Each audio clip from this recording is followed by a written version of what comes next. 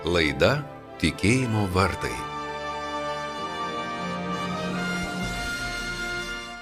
Garbėjus Kristui, mėly Marijos radijo klausytojai, jūsų dėmesio laida Tikėjimo vartai, prie mikrofono aš kunigas Sigitas Jurkštas ir šiandieną mes vėl tęsime pokalbį su Rugile Daujotaite, kuri yra dainininkė, šlovintoja, giedojimo mokytoja, apie New Age, naujojo amžiaus judėjimą, tokį dvasingumą be santykio su Dievu, kuris mums galbūt kai kam atrodo labai naujas ir negirdėtas, bet iš tiesų jo idėjos yra tiesiog kiaurai persmelkusios visą mūsų nuomonę apie dvasingumą, tikėjimą, mūsų kultūrą.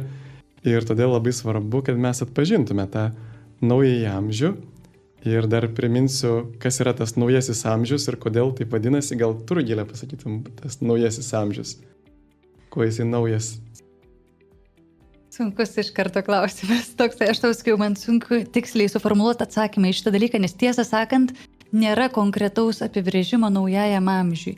Galėčiau pasakyti keletą tokių išvestinių žodžių, sakinių, kurie apibūdintų naujasis amžius. Pavyzdžiui, pasidaryk tikėjimą pats. Čia yra naujasis amžius. Sugraibai, iš kur nori visų pasaulio religijų ir dar iš paties fantazijos ir pasidarai savo tikėjimą. Nesenai brangus toksai žmogus iš Olandijos, kur gyvenau 10 metų, muzikantas kitas, jisai sako, aš vaikystėje buvau giliai katalikybėje, mano šeima yra gilus katalikai ir aš irgi norėdavau kasdien eiti į mišias, kaip vaiką jį vesdavo tėvai kasdieną, jisai vargonavo.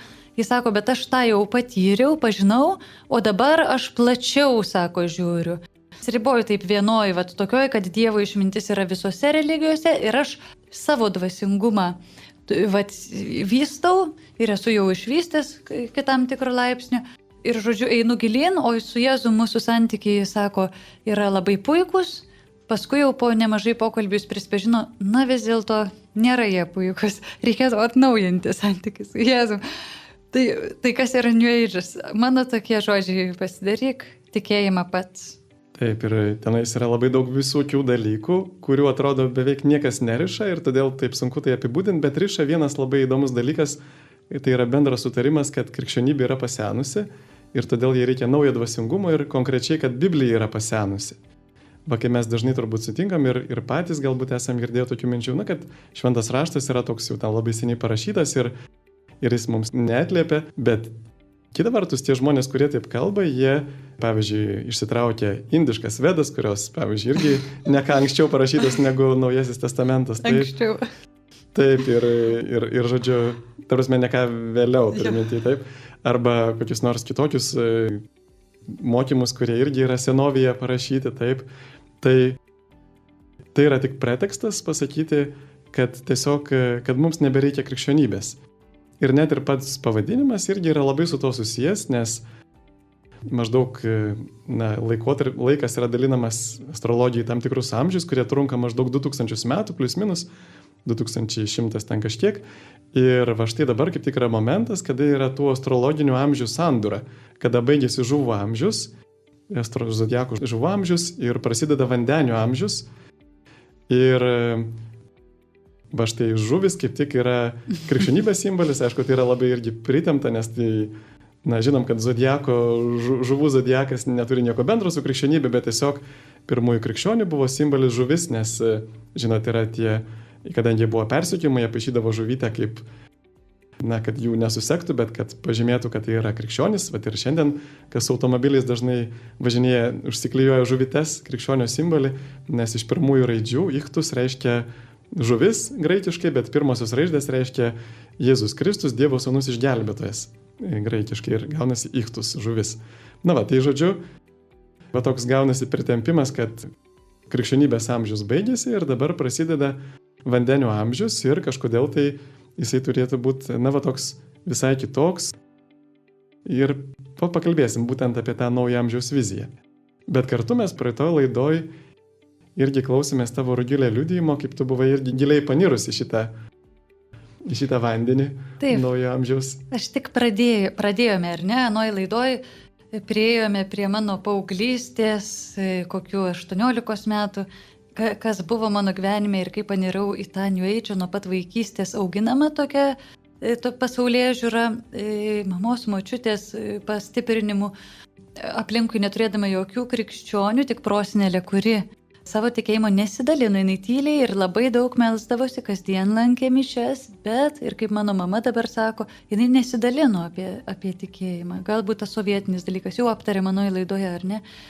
O šiandien pratęsime, nes tai buvo tik lengvai žanga anoje laidoje, o dabar noriu dar atliepti, kaip sakai, dėl šito žuvų amžiaus ir vandenio amžiaus, tai giliai būdama tame New Age, man čia beveik kaip ir naujas dalykas, ką aš girdžiu, tai to New Age krypčių, tokių judėjimų yra labai daug ir įvairių, aš pažinau vienus, tu žinai apie kitų tokius mąstymus, bet tik tai tikrai yra paplitęs New Age toksai mąstymas, kad jau atėjo laikas žmonijai nušvisti.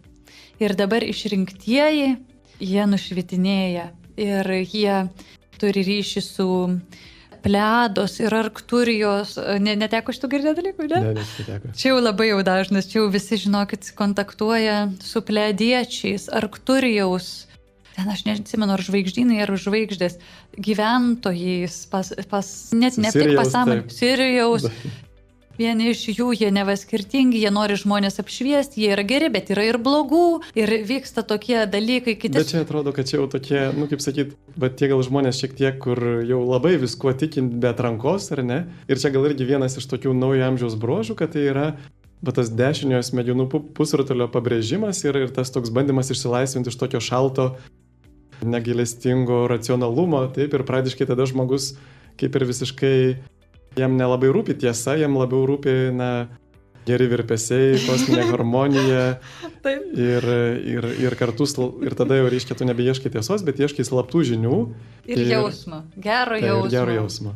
Taip. Tokio, kad tu esi kaip tik vienas iš tų išrinktųjų, kuriems dabar lemta nušvisti. Ir aš buvau viena iš jų, kabutėse, žinai, bet taip tikėjau.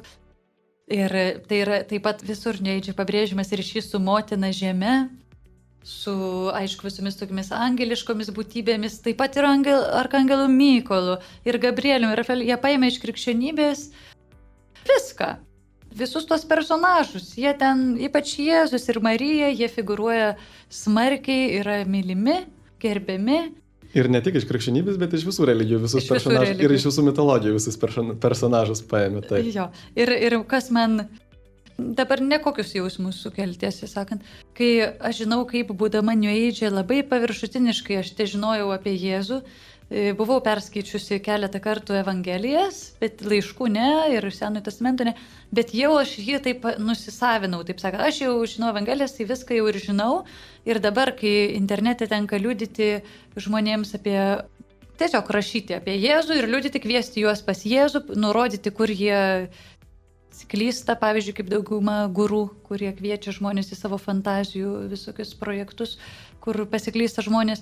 Tai aš šitą darau internete viešai, gaunu labai daug neigiamų reakcijų, pajokų, ten išjuokimų. Bet mane blogai veikia, kai jie pradeda cituoti iš Biblijos, ypatingai pats populiariausias neteisk ir nebūsi teisiamas, arba kokia čia meilė, reikia mylėti, o ne kapotis čia, žinai, smerkti mus. Ir pasisavinimas tas Jėzaus New Age yra tik, jis yra Jėzus belenkoks, kokį žmonės susikuria ir nori jį matyti. Bet gal tu irgi paminėjai tą dalyką, kad mes kaip krikščionys iš tikrųjų turėtume ir švelniai aiškinti prieštaraujantiems ir nesiginčyti dėl skirtingų nuomonių ir kartu pasakyti tiesą su meile, taip, nes juk iš tikrųjų mes galim tiesą pasakyti su neapykanta ir todėl žmonės pradeda nemėgti tos tiesos, taip, bet tu gali pasakyti tiesą su meile ir kartu netgi pastebėti ir juose tam tikro gėrio troškimą, taip, mes pavyzdžiui praeitoje laidoje kalbėjom apie reinkarnaciją ir kodėl jos taip patraukė tą reinkarnacijos doktriną ir galvoju, jog iš tikrųjų, aišku, yra tas troškimas ir gyventi amžinai, taip, tas baimė mirties, bet kartu ir tas turbūt troškimas šventumo ir tas pastebėjimas, kad aš nesu šventas, jau daugybę metų nugyvenau, jau kelias dešimtis, jau man mažiau liko negu nugyvenau, bent nežinau kaip bet man tai mažiau turbūt, ir kartu vis tiek aš jaučiu, kad aš nesu šventas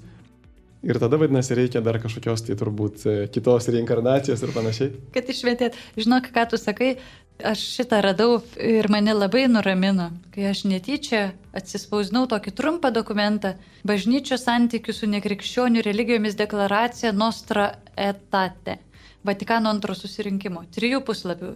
Čia rašo, kaip krikščionys turėtų santykį turėti su musulmonais, hinduistais ir įvairių nekrikščioniškų religijų atstovais. Ir ką tu sakai, kad reikia sakyti be pykčio, ar ne? Tai čia matyti jau krikščioniško brandumo čia reikia.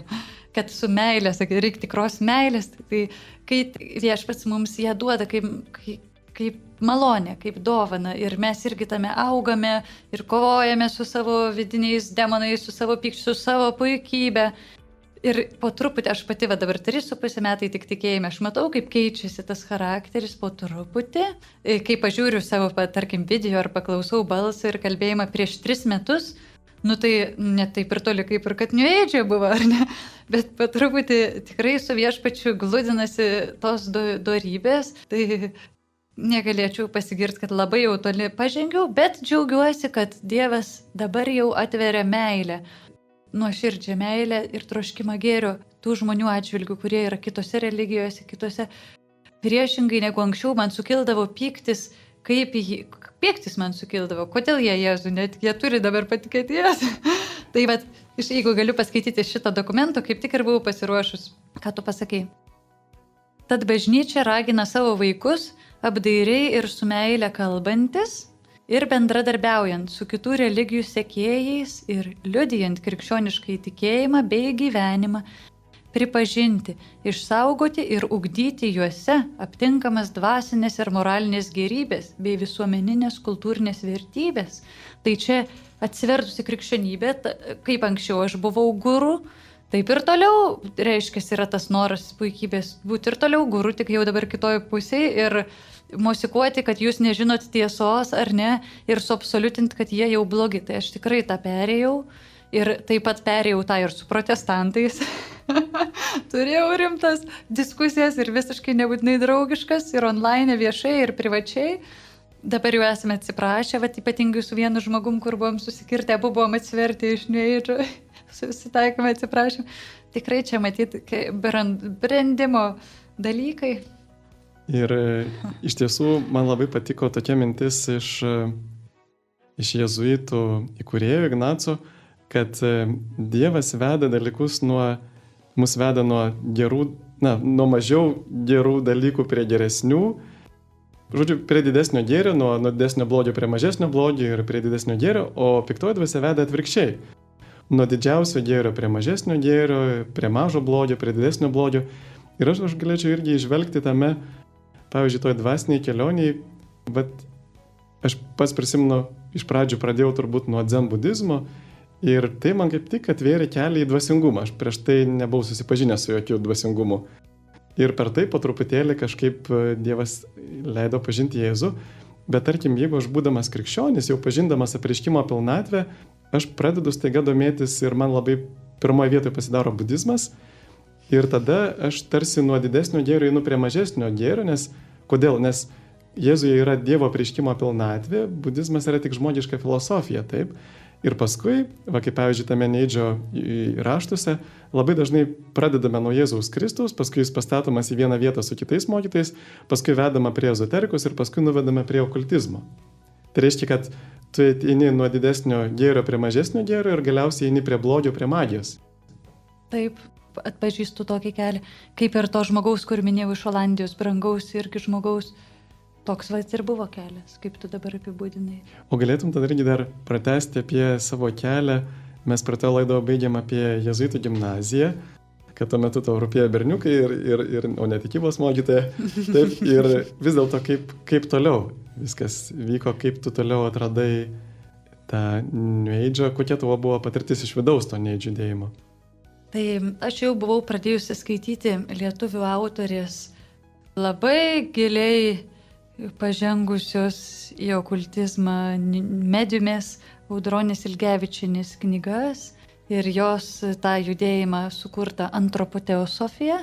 Ir jas aš labai nirtingai studijuodavau. Ten yra Blavatskojos, teosofijos antroposofijos Steinerio junginys. Dar toliau ištobulinta tame būrelyje, antropoteosofijos, yra labai intelektualūs žmonės. Tos knygos parašytos tikrai genialiai. Aš net nebejoju, kad tai yra diktuojama piktosios dvasios, nes kad žmogiškai šitaip išmastyti, ten yra aukštas lygis, taip sakant, mes turim tokią moterį Lietuvoje. Taigi studijavau tas knygas ir tuo tarpu studijavau psichologiją Vilniaus universitete 2 metus. Paskui netyčia tapau muzikantė ir išvykau į Olandiją. Kaip netyčia, Dievas matyt taip norėjo, turėjau vaikiną Olandijoje, kuris studijavo ir aš prisijungiau prie jo. Paėmiau metams pertrauką psichologijos studijose, bet taip niekad jas ir negrįžau. Ir bakalaurą studijavau Olandijoje, ten žolė yra legali ir bet kada prieinama ir man patiko ją rūkyti. Jau buvau pradėjus Lietuvoje. Aš pasiteisinau taip savo, kad rūkau ją, nes tai yra mano psichologijos studija. Nes panaudojus kažkokių psichotropinių medžiagų, o žolė keičia sąmonę ir kaip mes žiūrime į pasaulį, o Dievas mums liepia išlikti blaiviems. Tai čia labai norėčiau, kad šitas neskambėtų kaip reklama, nes pažįstu daugybę žmonių, tikrai šimtus žmonių, kurie yra žolėje, nes anksčiau vien tik tokie mano buvo rate žmonės, jų gyvenimai tikrai eina blogyn, tikrai jiems nesipildo, čia didžiai daugumai ilgalaikiai planai, karjera, šeimos reikalai. Tai yra velnio įrankis. O ką tu galėtum pastebėti jų gyvenime, nes dabar Lietuvoje tas klausimas labai aktualus dėl narkotikų legalizavimo ir kaip jų gyvenimai keičiasi po to žolės rūkymo? Žolė ištrina koordinatės, tokias laiko koordinatės, tikslų, veiksmų, kuriuos reikia atlikti, kad siekti tikslus ir tu tampi toksai kaip čia ir dabar, tik be koordinačių. Ir su žmonėmis santykiai netikrėja, lėkštėja iš tiesų. Gali kalbėtis apie visus tuos kokius nors ten fantazijas, troškimus, nors aš atsimenu parūkiusi žolės, o aš turėjau 10, po to, kai pradėjau Olandijoje rūkyti, aš turėjau 10 metų priklausomybę nuo žolės, turėjau rūkyti kasdienyje. Sau pasiteisinau, kad tai yra mano išgyvenimas nuo šito siaubingo pasaulio, kurio aš negalėčiau pakelti be jos rūkimo. Man atrodo, kad tai man emociškai padeda. Tai mane atpalaiduodavo, duodavo idėjų, daug fantazijų ir savo fantazijose aš jau tiek buvau pasiekusi. Ir aš tokius žmonės ir pažįstu rūkančius žolę, beveik visus, jie savo fantazijoje jau tiek yra pasiekę savo gyvenimą, karjerų ir visur kitur. Bet tik fantazijai, taip. Tik fantazijai, nes iš išorės atrodo liūdnai tokie gyvenimai. Bet tu paminėjai priklausomybę. Dabar dažnai viešoje erdvėje, ypatingai politikai, sako, kad žolė nesukelia priklausomybės. Bet tai yra žinoma, kad jinai sukelia priklausomybę. O ar yra ryšys, pavyzdžiui, tarp perėjimo nuo žolės prie stipresnių narkotikų? Pagal tyrimus tikrai taip. Nuo žolės pereinama prie stipresnių. Nes girdėjau, kad liktai nėra dar daug tų tyrimų padaryta, nes jinai nebuvo legalizuota daugelį šalių. Ir tu žinai tyrimą, kad nuo žolės pereinama prie stipresnių narkotikų. Aš esu šitą mintį daugybę kartų girdėjus, bet neturiu šaltinių. Taip. Bet šitą aš žinau iš savo gyvenimo. Ir žinau iš daugybės žmonių praktiškai gyvenimo. Tai čia tas, sakykime, New Age'as ir žolė nebūtinai tiesiogiai susiję. Žinau žmonių visiškai iš vis jokio dvasingumo nepraktikuojančių ateistų, sakykime, kurie rūko žolę, ar ne. Bet tai buvo mano dalis gyvenimo, ta priklausomybė. Čia svarbu mano liudime ne tiek dėl New Age'o, kiek dėl to, iš ko Jėzus mane paskui išlaisvino ir kaip stebuklingai. Tai labai norėčiau galiausiai paliudyti ir šitą dalį, žinai. O dėl New Age'o, tai toliau studijavau Audronės Ilgevičienės knygas, toliau studijavau visokiausias religijas, skaičiau. Olandijoje susipažinau mediumus, ten, kur būna populiarios parduotuvės, taip pat Lietuvoje galbūt yra keletas tokių akmenys, mineralai, statulėlės, visokių religijų, lipdukai, knygos, New Age, nes tai tiesiog yra New Age parduotuvės. Ir aš tokioje parduotuvėje susitikau tokią labai jau okultistę moterį, kuri man patarinėdavo ir mokydavo ir nurodė į daugybę konspiracinių video. Čia New Age'as irgi yra dažnai susijęs su konspiraciniais video. Aš nežinau, gal daug kas iš ten ir yra tiesa. Kaip mes ir prieš tai kalbėjom, ne viskas, kas yra New Age, yra melas, ar ne? Bet tai buvo dalis mano gyvenimo, tas konspiracijų tikėjimas, turbūt labai daug yra tame ir va ta idėja apie tai, kad bažnyčios slepia tam tikrus mokymus, Oi, čia kad yra jau pagrindas. tam jau. tikros slaptos evangelijos, taip, kurias bažnyčia uždraudė Taip. ir va tik buvo atrasta ta Naghamadžio, ar ne, biblioteka, kur va tie senovės raštai, tie gnostikų raštai, taip, ir jie dabar yra jau išversti, prieinami. Ir ten daug visokiausių evangelijų, ir pagal Tomą, ir pagal Joną, ir tai yra ir pagal Petrą, ir taip Marija, toliau. Magdalietė skaičiau. Taip, bet aišku, paskui ką bažnyčia apie tai kalba, kad tai tikrai jinai neslėpia tų dalykų, bet paprasčiausiai patys bažnyčios tėvai jau pirmaisiais amžiais, jie matė, kad va štai buvo tik tai tiek tų evangelijų, kiek dabar yra. Ir į Naująjį Testamentą pakliuvo tie raštai, kurie buvo apaštališkos kilmės. Na, vat, pavyzdžiui, iš evangelijų tai visi beveik autoriai arba jie buvo patys apaštalai arba apaštalo artimiausi mokiniai bendražygiai. Pavyzdžiui, Jonas ir Matas patys buvo apaštalai, Lukas Pauliaus bendražygis, Morkus Petro bendražygis apaštalo, taip. Ir kad taip pat tai buvo visuotinai priimama, pripažįstama, skaitoma pirmųjų amžių bažnyčiose. Ir kad jie buvo parašyti būtent savo akimis mačiusių liudininkų arba jų, reiškia, artimų bendražygių. Ir kad jie turi, kaip čia pasakyti, kad kiti raštai turi neprieštrauti jų mokymui, nes jeigu jie paliudijo štai tokį mokymą ir paskui atsiranda kiti raštai, kurie sako, kad visiškai priešinga Jėzų paliudija, tai aišku, kad kažkurie iš jų nėra tiesa ir paskui buvo irgi atrasta, kad tie gnostikų raštai, jie parašyti vėliau. 2, 3, 4, 5 amžiuje. Ir tai iš tikrųjų yra, tai yra sąmokslo teorija, kad bažnyčia slepia tam tikras evangelijas, tikrai nieko neslepia ir mes galime paskaityti bažnyčios tėvų raštus. Aišku, juose yra tam tikrų, pavyzdžiui, kai kurios raštus gal ir galima būtų, jie yra galbūt kažkiek turi ryšio su tai pirmam amžiaus bažnyčia, bet šitos yra tikrai tos grynos evangelijos, kurios mus pasiekė, tie raštai netgi ir mums mes norim daugiau, bet šitų praktiškai nepažįstam. Toks irgi įdomus reiškinys, ar ne, kad mes norim kažko naujo, bet nelabai pažįstame tai, ką mes turime Naujajame ir Senajame testamente. Ir dabar tave beklausytume, noriu ir tau tai užduot klausimą, man įdomu, kaip tu atsakytum. O kaip manai, kodėl New Age šitaip gerbiami tie senovės raštai? Iš dalies gerbiama ir Biblija, aišku, šalia pridant, kad ten visa buvo pakeista ir panašiai. Nežinant faktų, kad jinai yra patikimiausias senovės šaltinis, ar ne? Taip, čia yra būtent literatūros mokslo faktas, kad Biblija yra patikimiausias senovės šaltinis, nes ten yra daugiausia kopijų, lyginant su kitais senovės rankraščiais ir mažiausias tarpas tarp originalų ir pirmos kopijos. Taip. Dar tiesa, ir kaip tik yra alfa kursų tokie filmai ir tenais yra, viename iš jų apie šventąjį raštą yra labai įdomus intarpas, štai būtent apie tą Biblijos patikimumą tikrai rekomenduočiau pažiūrėti. Šitas labai nuostabus dalykas, šito New Age yra nežinoma. Nes ten mėgsime tikėti konspiracijos teorijomis, kad kažkur yra blogis užsuktas, viskame yra blogis. Šiaip jie teisus, kad daugumoje dalykų blogis yra užsuktas. Bet mano klausimas tau tada, tai kodėl šitaip gerbent visus tos senovės šaltinius, taip trokštama tų gnostinių evangelijų, šitokių raštų, o kodėl tiek mažai New Agerių yra perskaitę Bibliją? Galbūt jų tas toks tvirtinimas, ar ne, kad Biblija yra pasenusi ir kad ji yra, kad tai netitinka, kaip pasakyti, šių laikų pažangos ir tas toks šiek tiek technologinis mąstymas, ar ne, kad juk technologija nauja yra gera, bet sena yra jau visą laiką bus prastesnė, taip. Bet juk jie gerbė visus kitus senus. Taip, va čia irgi yra įdomus dalykas, taip. Čia irgi yra įdomus dalykas. Žinai, kaip aš manau? Ar tu nori dar pasakyti? Gal tu pasakai.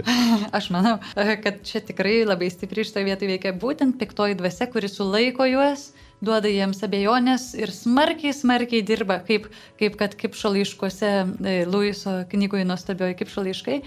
Ten jau sukyla jau visos jų turbūt armijos, kad tik neduoti žmogui priartėti prie švento rašto. Ir trukdymai, jeigu jau ir pradeda, aš manau, kad čia smarkiai veikia. Bet žinai, turbūt aš dabar prisiminsiu savo dvasinę kelionę, kada įtikėjau, irgi man buvo sunku tikėti, kad tai, kas skelbia bažnyčia, yra patikima. Nes visi žinom bažnyčios nuodėmės, man būnant kunigu, aš jų dar daugiau galiu pastebėti ir bažnyčios ir savo kaip kunigo nuodėmės. Ir kartu yra sunku pasitikėti kartais bažnyčia ir reikia kažkokį tai patvirtinimą iš dangaus. Ir va štai tie tokie apreiškimai, kurių yra gausu naujajame amžiuje, yra labai daug, tu paminėjai mediumus, tuos laidininkavimas, channeling angliškai, kur žmonės gauna kažkokius tai diktantus ir žmonėms atrodo, kad tai yra iš dangaus ir va ta žinia iš dangaus jiems pasako, kad Biblija yra pasenusi. Bet va štai mano gyvenime, kas padėjo pasitikėti Bibliją, yra būtent mergelės Marijos apsireiškimai, va tie, kurie buvo bažnyčios patvirtinti, nes ir tarp Marijos apsireiškimų yra daug visokių netikrų dalykų, ir labai daug netikrų dalykų, nes tik 1% yra patvirtinta visų Marijos apsireiškimų bažnyčios, nors nereiškia, kad kiti ir ne visi yra 99% neteisingi, bet ir Marija savo apsireiškimuose visą laiką duoda tą pačią žinią, kad melskitės, pasitikėkit Jėzumi ir skaitykit Bibliją, kad Biblija tikrai yra Dievo žodis.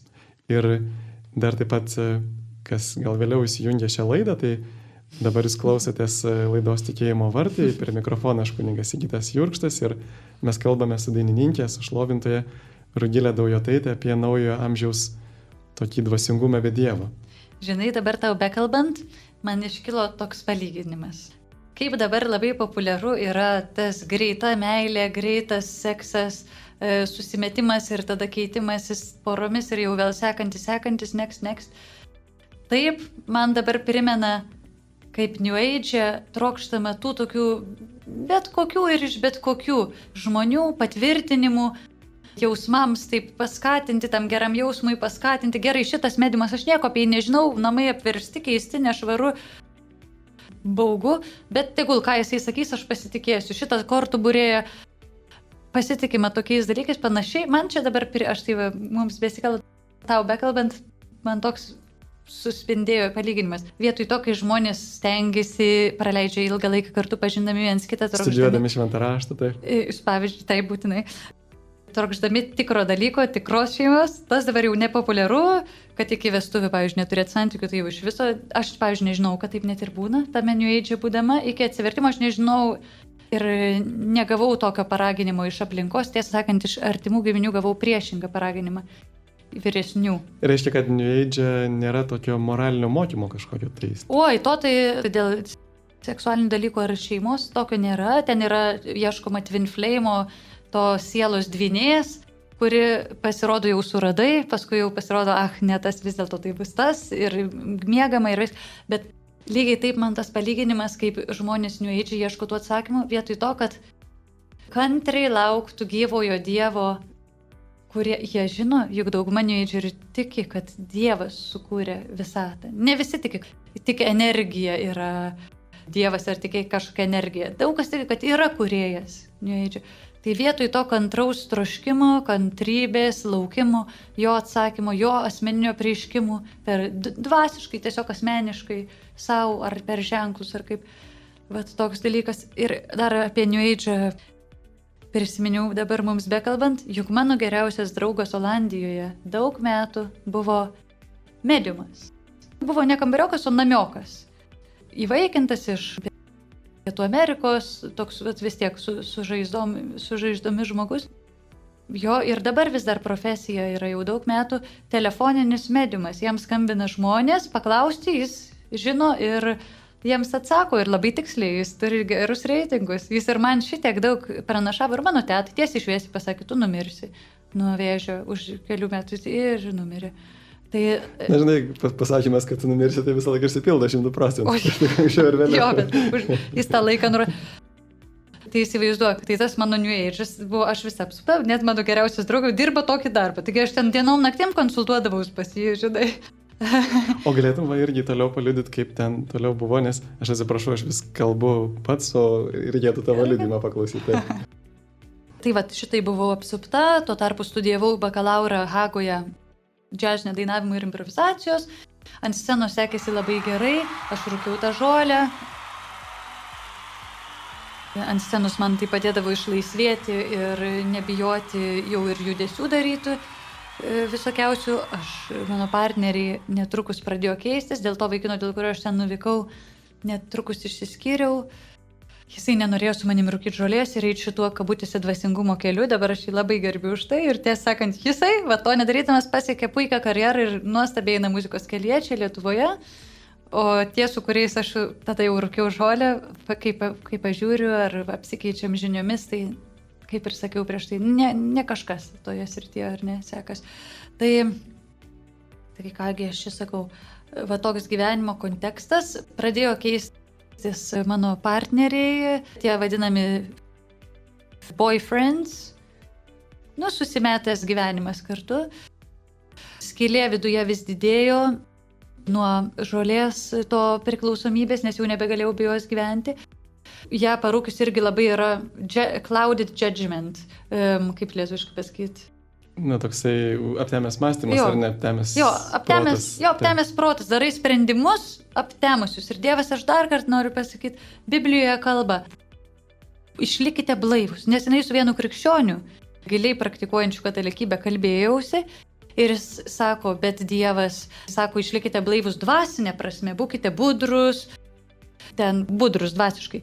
Bet ne, aš radau daugybę vietų Biblijoje, specialiai tokių sąrašų ieškau internete, kur Dievas sako, išlikite blaivus nuo tokių medžiagų visokiausių. Tai, žodžiu, skylė mano viduje vis didėjo, liūdesys, vienatvė, jos neužpildė, tik labai trumpam ta žolė, tada pradėjau eksperimentuoti su magiškais grybukais, kas jau davė dar didesnės tokias vizijas, dar didesnį pasimetimą smegenyse, chemijoje, taip sakant, smegenų ir pojūčiuose pasaulyje. Aš pasimečiau, visiškai pasimečiau, scenoje, sakau, sekėsi, mano draugai buvo labai nekokie, aš baruose leisdavau laiką dainuodama, mokydamasi to džiazų specialybės. Mokykloje sekės lengvai ir gerai, man daug pastangų nereikėjo, tai daug laiko ir praeidavau būtent į New Age studijas, skaitydavau daugybę valandų ir dainuodavau, ir rūkydavau, ir turėdavau besikeičiančius vaikinus. Va toks gyvenimas. Tada stojau į magistrą studijuoti Amsterdame. Jau prestižiniai mokyklai, kadangi man gerai sekėsi, nebuvo nei sunku įstoti, nei ten mokytis. Taigi aš turėjau labai daug laiko ir gilėjo mano pasimetimas ir įnirimas į New Age. Ir ten Amsterdame man jau buvo blogai, dvasiškai. Jau ir tai buvo blogai, bet jau buvo labai blogai. Aš jau net nebežinau, ką man toliau daryti su šito skausmu ir tuštuma viduje. Jis jau buvo kaip kardus skausmas, ne tik, kad kažko gal trūksta. Jau buvo labai sunku. Tuo metu aš kaip tik ir morališkai, taip sakant, jau buvau nusiritusi iki tokio lygio, kad mąsčiau galbūt dirbti eskorte, kad užsidirbti papildomai pinigų man reikėjo. Kas nežino, tai eskortės nėra visai prostitutės, bet jos palydi dažniausiai vyresnius vyrus į kokius oficialius renginius ir jeigu reikia papildomai dar ir būna prostitutės.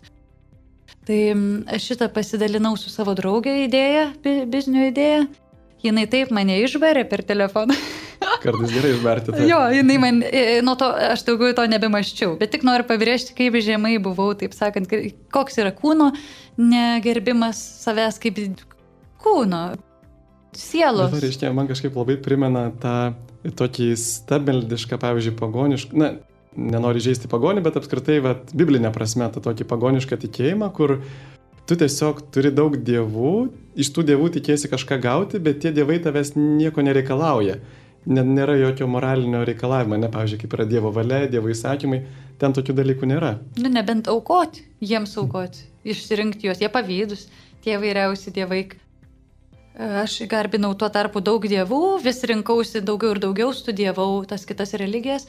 Tai tokio pasimetimo kontekste atradau Amsterdamo centre, vadinasi tokios parduotuvės, kur parduoda legaliai visokias psichotropinės medžiagas, įskaitant grybukus, magiškuosius. Ten buvo biblioteka, New Age-inė, labai gražios spalvos, ten kaip sapnas, kaip koks sapnas realybėje, tai labai mėgsta New Age-eriai. Dizainas, debesis visur išpiešti, lempos spalvotos, tiesiog magiška. Ir parduotuvė, taip pat ir visų tų objektų, sapnų gaudyklių, kitokių dievukų, žvakių. Žodžiu, New Age rojus Amsterdame. Aš jį atradau labai arti savo mokyklos, konservatorijos Amsterdame. Ir ten leisdavau daug laiko. Ten galima buvo man kaip artimesniai tokiai ir rūkyti, nes šiaip ten buvo taip viešai nerūkoma, bet mums jau galima tiems jau. O kaip tu atradai paskui Jėzų? Ojei, tai čia jau dabar, žinok, dar čia ilgas kelias iki to. Čia mes priėjome, žinai, prie to momento, kaip aš giliausiai panirau į New Age, nes toj parduotuvėje tokioje, aš per daug įsiplėpčiau, Toj parduotuvėje vienas žmogus prie manęs priėjo ir pakvietė mane į ajuaskos ceremoniją. Aš nežinau, kas tai yra, jis pasakė, tai labai stipri arbata, kurią geria žmonės, visi apsirengia baltai ir tada gieda ir šoka universaliosioms pasaulio sferoms, kažkas tokio.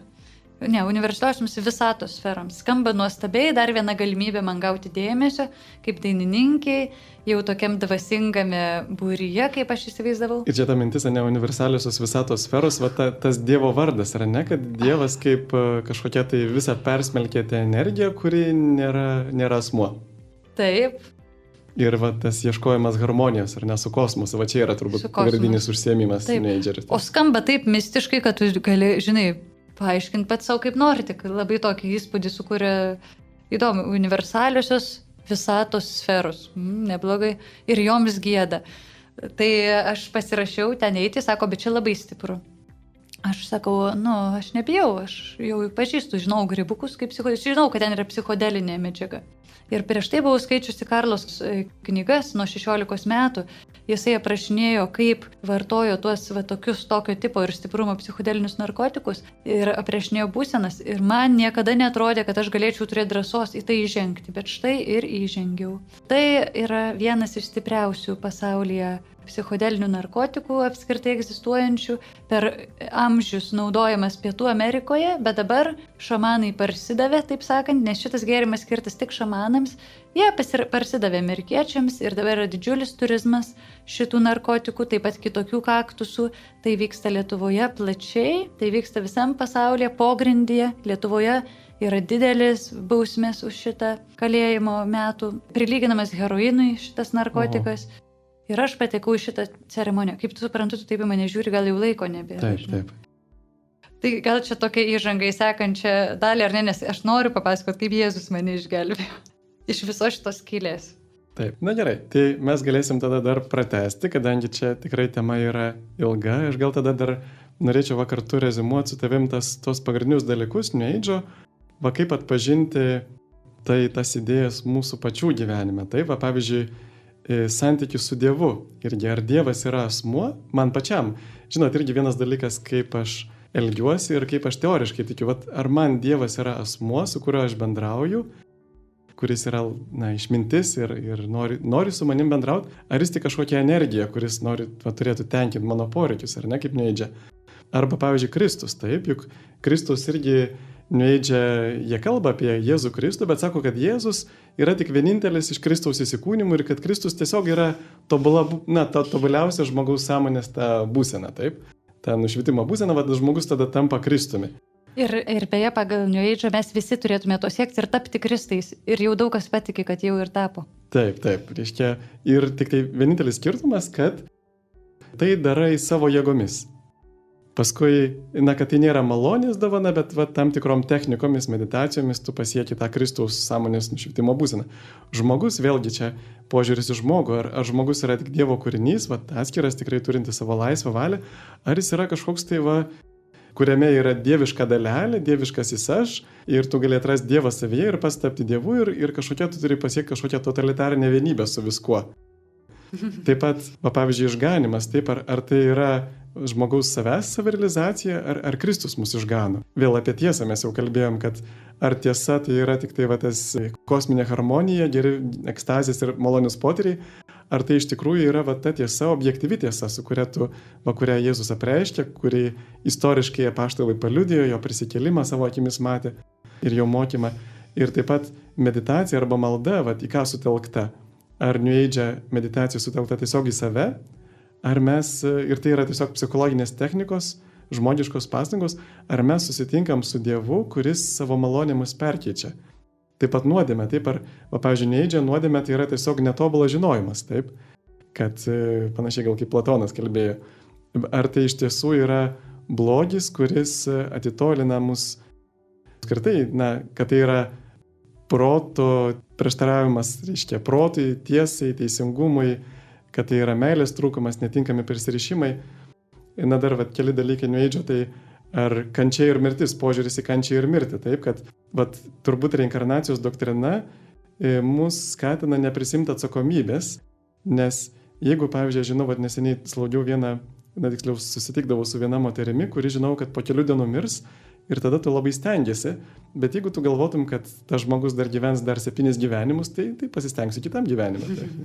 Arba, pavyzdžiui, socialinė veikla, ar aš tikrai mane įpareigoja religija rūpintis artimu, ar religija tiesiog yra mano egoizmas, geros savijautos ieškojimas, o kenčiančio aš vengiu todėl, kad jie skleidžia blogą energiją, taip, arba jeigu aš jiem padėsiu, tai sutrukdysiu savo karmą išpirkti, taip. Vėl ateitis, ar ateitis yra mano atsakomybės vaisius, ar tai yra kažkoks tai fatalizmas, kosminiai dėsniai, ir tie kosminiai dėsniai zodiako rodo, kad krikščionybė turi baigtis, taip. Tai daug tokių yra dalykų, kurie yra supainioti, New Age, ir kurie iš tikrųjų siekia mūsų supainioti. Tai labai svarbu atpažinti ir pažinti savo tikėjimą ir nesisakyti to racionalumo, nes protas yra Dievo dovana ir Dievas taip irgi nori mus kalbėti. Netgi man prisimenu Šventos Faustinos tokį citatą, kad sako, tobuliausia vienybė su Dievu būtent yra proto vienybė. Ne širdies vienybė, bet proto vienybė su Dievu. Tai iš tiesų Dievas nori mus vesti į tą gilę vienybę, ne tik jausmais, bet ir tiesoje, kaip ir popiežius yra išleidęs tą encikliką Meilė tiesoje. Tai to ir linkiu ir savo, ir kitiems, ir tuo šią laidą pabaigėme. Ir ačiū, Rugilė, už tavo liudijimą ir susitiksime dar, tikiuosi, kitoj laidoj. Ir sudie. Su Dievu. Laidą vedžiau aš kunigas Sigitas Jurkštas ir kalbėjome su dainininkė, šlovintoja, giedojimo mokytoja Rugilė Daujotaitė. Laida Tikėjimo vartai.